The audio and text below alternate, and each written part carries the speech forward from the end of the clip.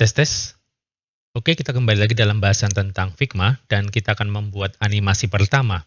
Jadi pada prinsipnya, ketika kita membuat animasi dengan menggunakan Figma, itu artinya kita mencoba untuk memindahkan objek di dalam satu frame ke objek yang ada di dalam frame yang lain. Sehingga pergerakannya itu akan menghasilkan sebuah efek animasi. Jadi kita bisa mulai dengan membuat frame baru. Kita klik frame di sini. Kita buat dengan ukuran seperti ini misalnya. Ini sesuai kebutuhan Anda. Lantas kita buat yang paling mudah, kita ciptakan saja persegi 4. Anda bisa menggunakan objek lainnya, tetapi biasanya untuk belajar kita menggunakan objek yang mudah, yaitu persegi 4. Kemudian kita cukup klik pada frame 1, ini adalah frame 1, dan kita gandakan, kita tekan Ctrl D, sehingga ada frame 1 lagi di sini ada frame 1 dan ada frame 1, Anda bisa ganti namanya, misalnya untuk yang kedua ini kita ubah frame 2. Supaya ada pembeda antara frame 1 dan frame 2, kita ganti di sini. Nah, yang kita lakukan ketika membuat animasi adalah membuat agar nanti ada pergerakan yang ditimbulkan dari ilusi objek 1 di dalam frame 1 menuju objek 2 di dalam frame 2. Maka pada frame 2, bentuknya akan kita ubah sedikit atau kita transformasikan. Misalnya kita buat agak miring atau mengecil dan lain sebagainya. Misalnya kalau kita ingin buat agar miring di dalam panel desain, kita isi di sini, misalnya rotationnya 45 derajat, tekan tombol enter dan dia akan miring seperti ini. Baik, mungkin ukurannya perlu kita kecilkan supaya tidak terlalu mepet dengan frame-nya. Kita tarik di sini, kita letakkan di tengah.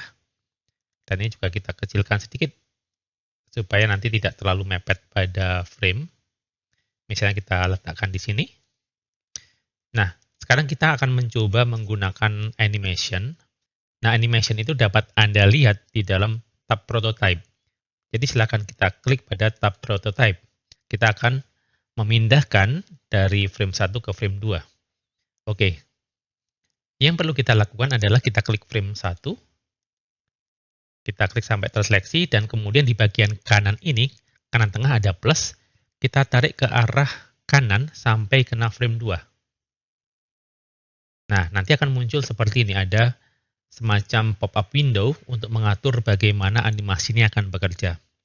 Pertama-tama di sini kita pilih on click, itu artinya animasi akan bekerja kalau kita klik. Nanti triggernya, ini adalah trigger, itu akan kita bahas belakangan. Yang penting di sini kita pilih on click terlebih dahulu. Kemudian navigate to, di sini ada frame 2. Artinya navigasinya kalau kita klik dari frame 1 akan berpindah ke frame 2. Nah, lantas untuk animasinya, di sini ada beberapa pilihan.